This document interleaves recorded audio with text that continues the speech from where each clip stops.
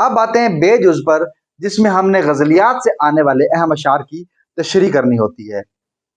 3 अशार आते हैं, हर एक शेर के 3 नंबर, तो कुल मिलाकर 9 नंबर, और 1 नंबर शायर के नाम का, तो कुल इस जुज के 10 नंबर होते हैं। इस सबक में हम गुलाम हमदानी मुसफ़ी की एक गज़ल को शामिल करते हैं और उसमें से चंद अहम अशार की तशरीह करते हैं, जिसमें हमारा पहला शेर है, ना गया कोई अदम को दिले शादा लेकर, यहाँ से क्या क्या ना गए हसरतो अरमा लेकर। कोई कि कोई भी नहीं गया, अदम को यानी मौत को गले लगा लेना, कूच कर जाना, दिले शादा लेकर खुश दिली के साथ, यहाँ से क्या क्या ना गए हसरत और अरमा लेकर। हसरत और अरमा यानी वो ख्वाहिशें और आरजुएं जो आप पूरी ना हो, वो हसरत और अरमान का रूप ले लेती हैं। शायर कहता है, इस दुनिया से जो भी कूच करके गया है अदम को, वो खुश दिली के साथ नहीं गया बल्कि हसरत और अरमा लेकर गया है। इस दुनिया में हम आते हैं तो हमारी बहुत सारी ख्वाहिशात और आरजुएं होती हैं, और जब वो पूरी नहीं होती तो वो हसरत और अरमा का रूप धार लेती हैं। तो जब इंसान इस दुनिया से कूच करता है तो वो अपने दिल में उन हसरत सामानियों का बहुत बड़ा अंबार लिए होता है, तो वो खुश दिली के साथ इस दुनिया से नहीं जाता। गालिब भी एक शेर में कहते हैं, हजारों ख्वाहिशें ऐसी कि हर ख्वाहिश पे दम टूटे, यानी कितनी ख्वाहिशें इंसान की होती हैं जो पूरी नहीं होती। जिस सर को गुरूर आज है यहाँ ताजवरी का, कल इस पे यही शोर है फिर नोहागरी का। यानी एक इंसान जो शहनशाह भी बन जाए तो फिर भी उस पर एक ऐसा वक्त आएगा कि आहो बका के सिवा कुछ नहीं होगा, गमो अंदो के सिवा कुछ नहीं होगा, हसरत अरमा के सिवा और कुछ नहीं बचेगा। तो आप बातें शेर की तशरीह करते हैं। शायर इस शेर में कहते हैं कि जो भी इंसान इस दुनिया से रुखसत हुआ है वो खुशी से नहीं हुआ। इंसान जानता है कि ये दुनिया हमेशा के लिए नहीं है, लेकिन फिर भी इस दुनिया की दिलकशी में इस तरह मगन हो जाता है कि जब रुखसत होने का वक्त आता है तो दुखी होता है और खुश नहीं होता मौत से। इंसान के दिल में बहुत सी ख्वाहिशात होती हैं, लेकिन फिर भी एक दिन उसे इस दुनिया से जाना ही होता है।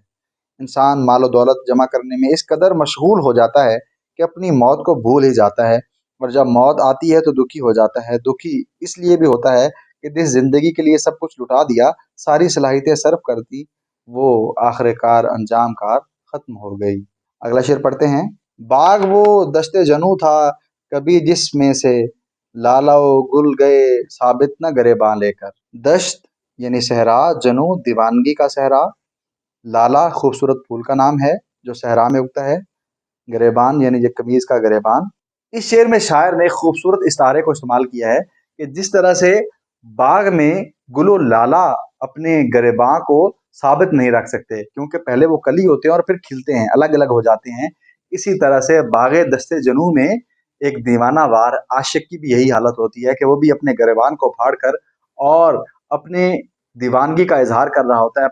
शायर इस शेर में कहता है कि बाग के फूल फटे पुराने गरेबान जैसे लग रहे हैं, यानी फूलों की पत्तियां बिखर कर एक दूसरे से जुदा हो गई हैं। दर हकीकत शायर ने फूलों के बिखरने की मिसाल एक आशिक और दीवाने के लिए दी है, यानी जब इश्क दीवानगी को पहुंचता है तो फिर वो अपने होश में नहीं रहता और ना ही उसे किसी चीज़ की खबर होती है, और वो इस दीवानगी की हालत में घर बार छोड़कर दूर सहरा की तरफ निकल खड़ा होता है, और वो इस कदर दीवाना हो जाता है कि लोग इसकी दीवानगी का मजाक उड़ाने लगते हैं। अपने गरेबान को बिखरने से बचा नहीं सकता। शायर को बाग में जाकर बिखरे हुए फूल अपने फटे पुराने गरेबान की तरह लगते हैं। अब तीसरे शेर पे आते हैं, पर्दा खाक में सो सो रहे जाकर अफसोस, पर्दा रुखसार पर क्या क्या महे ताबा लेकर। रुखसार चेहरा, पर्दा खाक यानी ज़मीन के नीचे सो जाना यानी मौत आ जाना, पर्दा रुखसार यानी चेहरा, महे ताबा यानी चांद की तरह रोशन चेहरे वाले लोग।